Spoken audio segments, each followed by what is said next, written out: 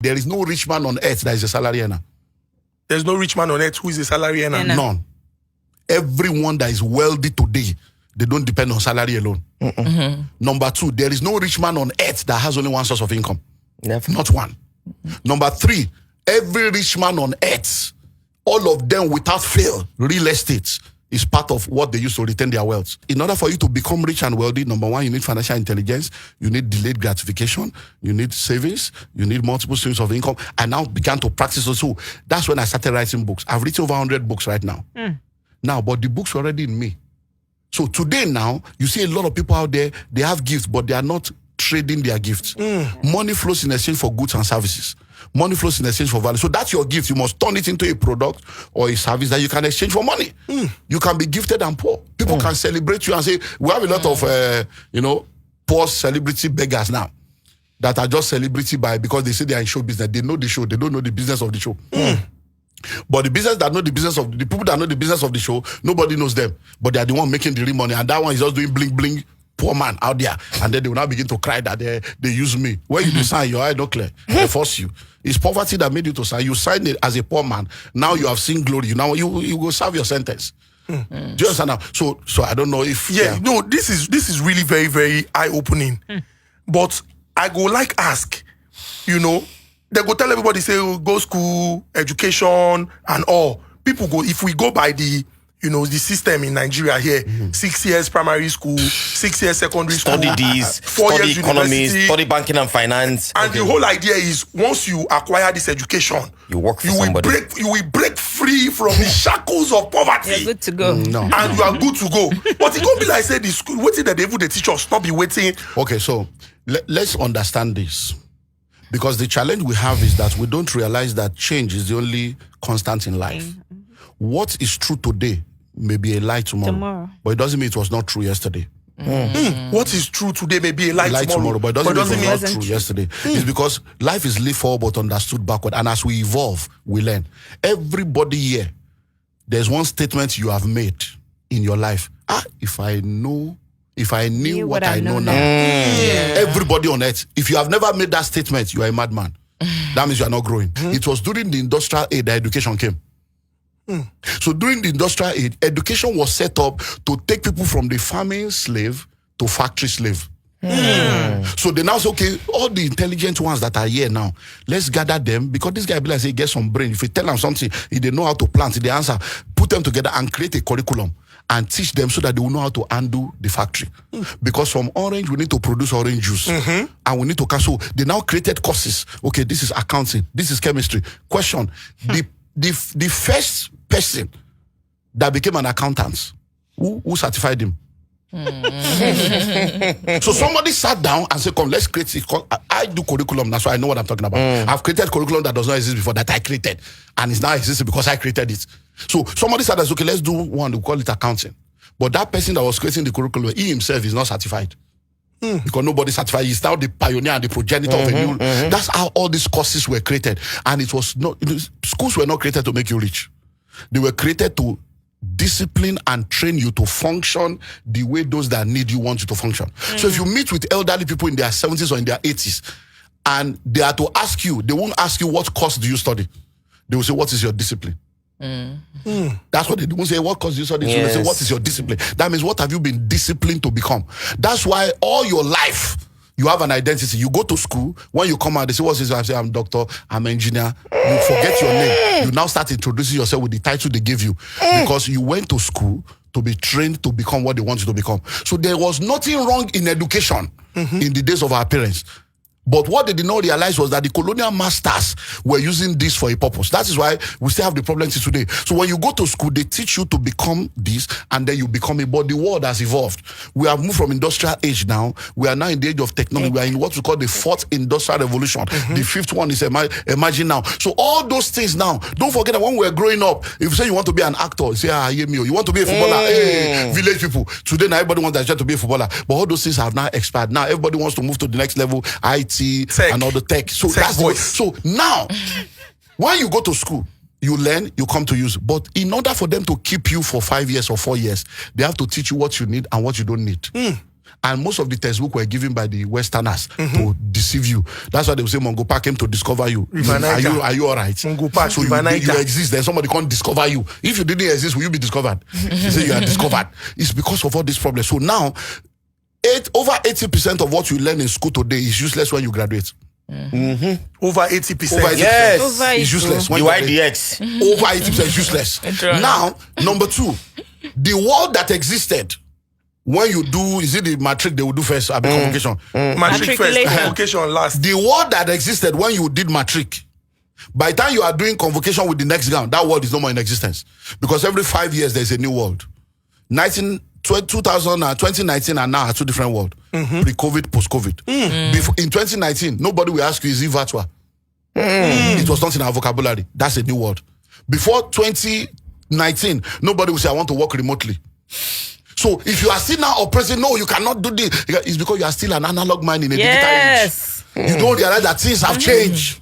So companies are now rewriting policies, rewriting HR policy. Why? Because it's a new world. So people that are now telling you go to school, go and study this, go and study that, they are not bad people, but they are expired people.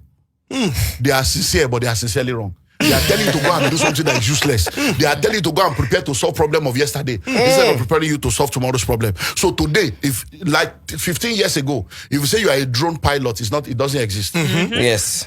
I'm into animation. I'm into gaming. It doesn't exist. So if you now go to your mother now, your father, mother, maybe like chief with dress like you say, daddy, and study animation.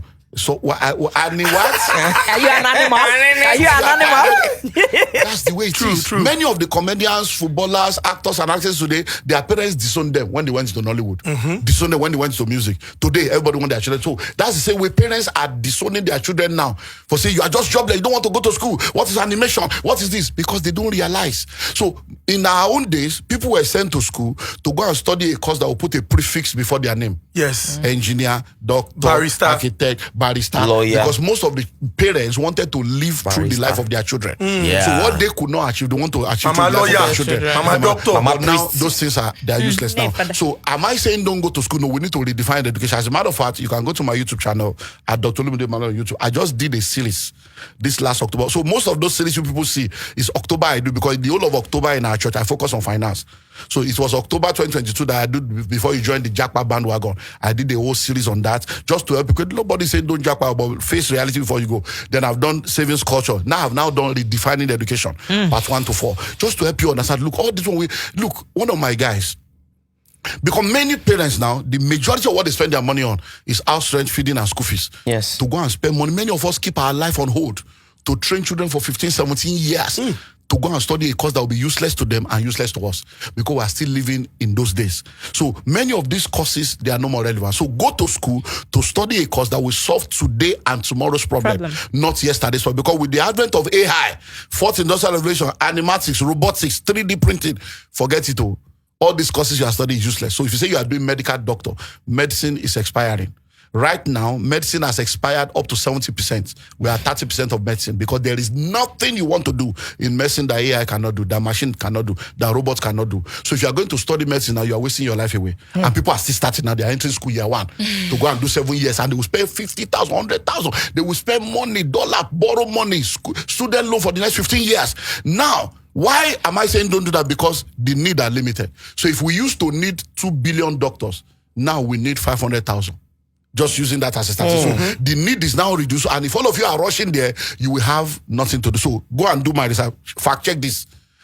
Majority of people now have master's degree that they are not using. Yes. Why? Because by the time they finish school, no job. Oh yeah, Kuku will master, Child will master, they'll do master. By the time they now want to get a job, they will now use the BSc to go and get a job, because they can't get a job. So there are a lot of people with masters now working with the lower degree. So what is all that? You are a master over nothing. Why? Because schools don't teach you financial intelligence. So everybody's going to school. When you now finish the school, you now want to look for a job. Who should now create the job? That so you are any looking education for. that is not teaching you how to become a job creator is a useless education. Any education that is not equipping you to begin to earn and add value to the environment is a expired education. So we're not saying don't go to school, get us right. But we're saying if you are going to go to school, the way the creator intended it is everybody is born with gift, talent, and potential. everything that the spider needs to spin a web is inside the spider. Your gold is tied to your gift. Your treasure is tied to your talent. Your profit is tied to your potential. So the way you're supposed to do is discover what you have. Then you now go and train to develop what you have. Then you deploy it. So if you know people have studied medicine that are now fashion designer. People have studied architecture that are now cooks. So if you know you are a cook, once you have discovered that it's cooking, go to cooking school straight, spend 1 year and start selling. Sorry, he said something that when you realize what it is that you have inside, learn, go and study that. Now, how do people realize that thing that they have? Because I've had this question asked so many times. How do I know my gifts? Organi, do you know you can act? You know you can present? You know you can do this? How do I know mine? So how would you say that they can find out what gifts they have so that they can hone it more? Let me run through that. Coincidentally, the answer is actually in the School of Money book, Things with the Board. But you see, number one, that's where parenting starts from. Unfortunately, we have a lot of children are getting married to children. Dysfunctional man getting married to dysfunctional woman, starting dysfunctional marriages, raising dysfunctional children. And that's why we have a dysfunctional society. Normally, it is the parents' job to identify. You don't have children. God gives you children to be a steward over them. Part of what you steward is to steward. Children are arrows. Arrow does not fly. Arrow cannot do anything. You are the bow, they are the arrow. So when God gives you an arrow, you are supposed to now shoot them. The more you pull them back, the more they can go further. So you are supposed to look at it, I think this girl likes this. So many people have discovered that their daughter likes dancing and acting. Never, my daughter dancer, no, she must be medical doctor. They now divert the destiny of their children.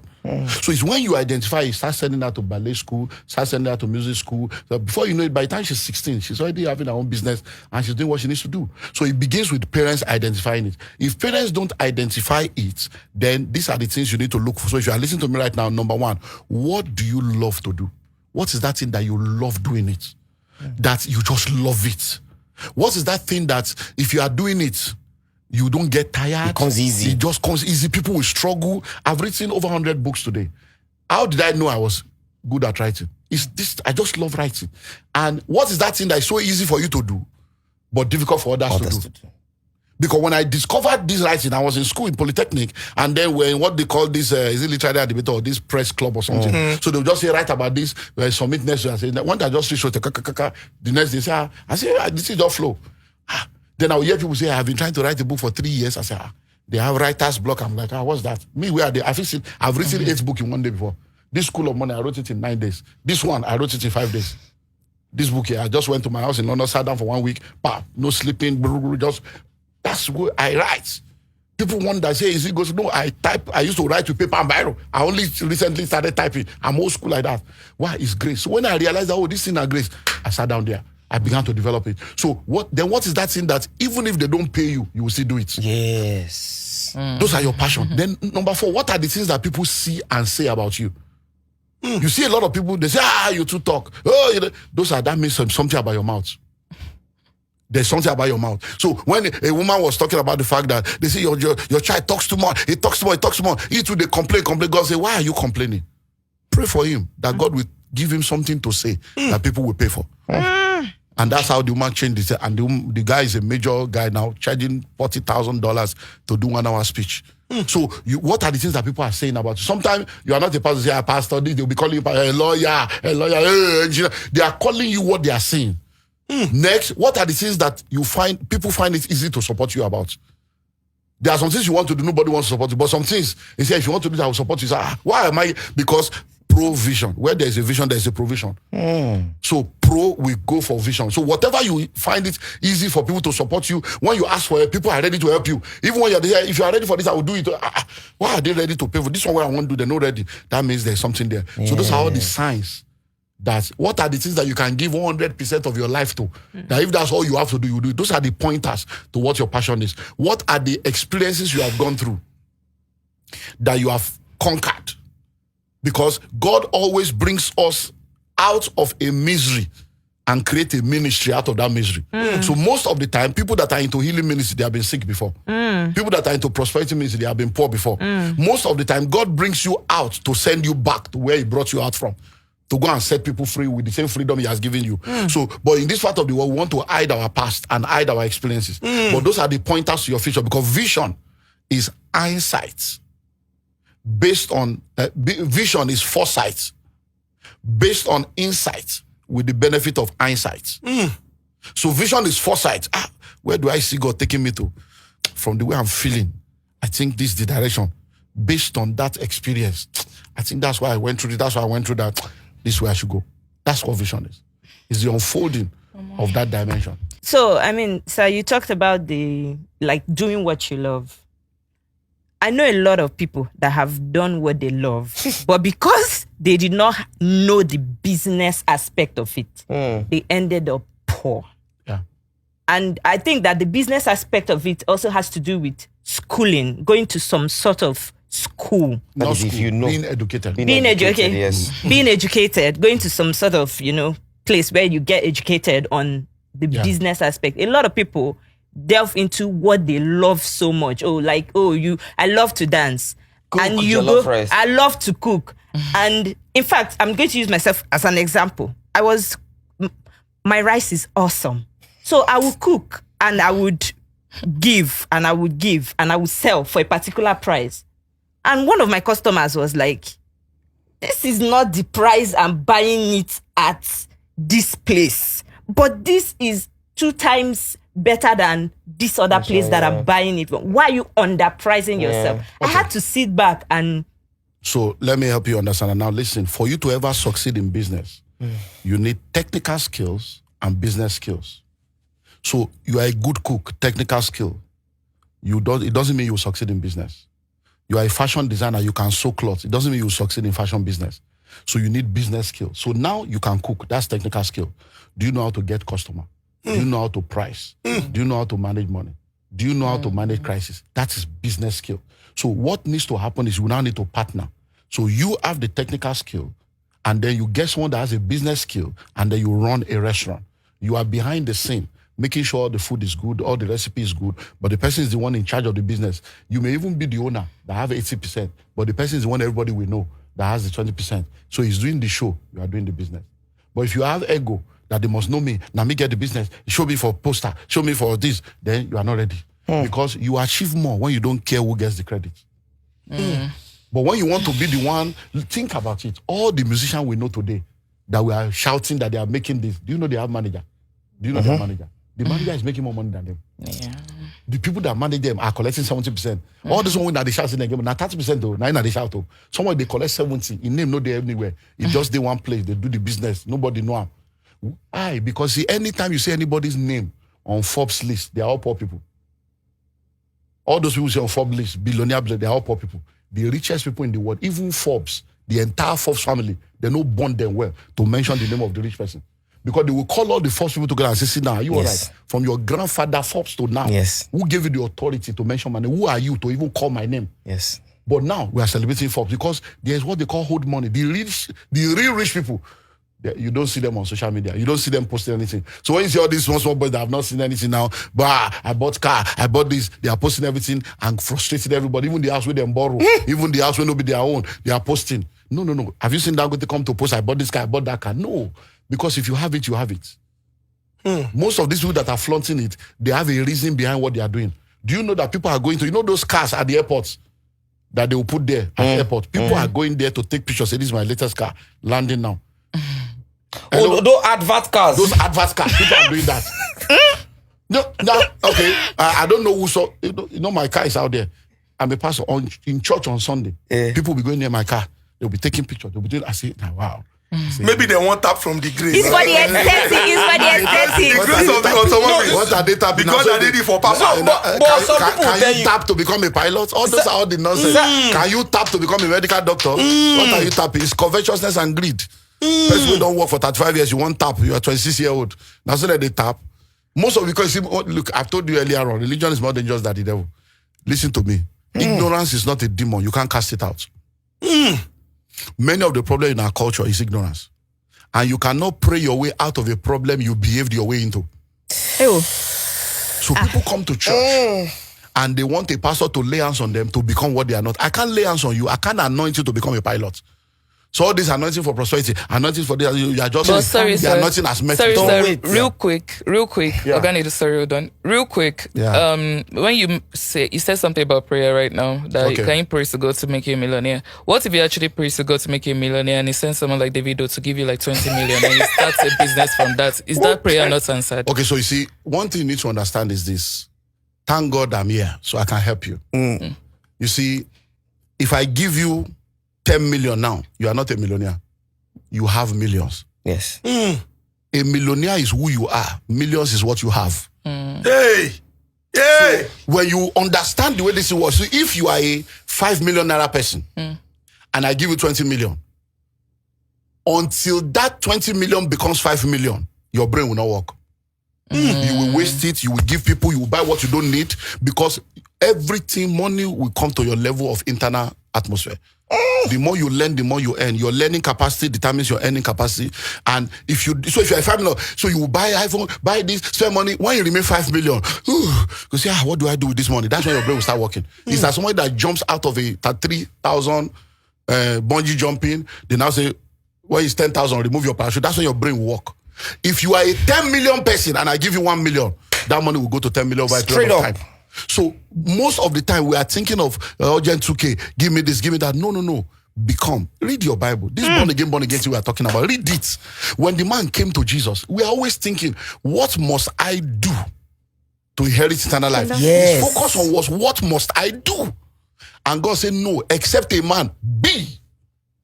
You must be. Being is more important than doing. When you become it, you have to become rich to attract riches. You have to become wealthy to attract wealth. So you have to focus on becoming the kind of person that can be entrusted with that See money. it to get it. So you have to become it. So what beside what's my, so when I'm saying what I'm saying, I know what I'm talking about. You have to become it. So we should focus on becoming the kind of person that can be trusted with that kind of resources.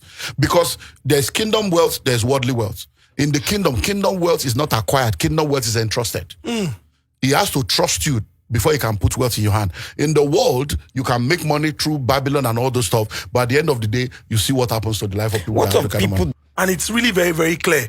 And, just listening to this conversation, reminiscing on how many years that one must have spent to acquire education and getting to know certain elements that if you put them to use or you deploy the right action, you're definitely going to see results. It's really very, very mind-blowing. There's going. And parents have a very, very important role to play. Dr. Olumide gave us Pastor Olumide gave us the example of the mother that would say, you talk too much, you talk too much, you talk too much. But when he can't realize, say, that talk too much, when that pikin they talk. That's something when we say, if they use them well, now see the person they benefit from them. So parents should always pay attention. Elderly people who should know should always pay attention. Try as much as you can to identify quickly and see how you can guide them.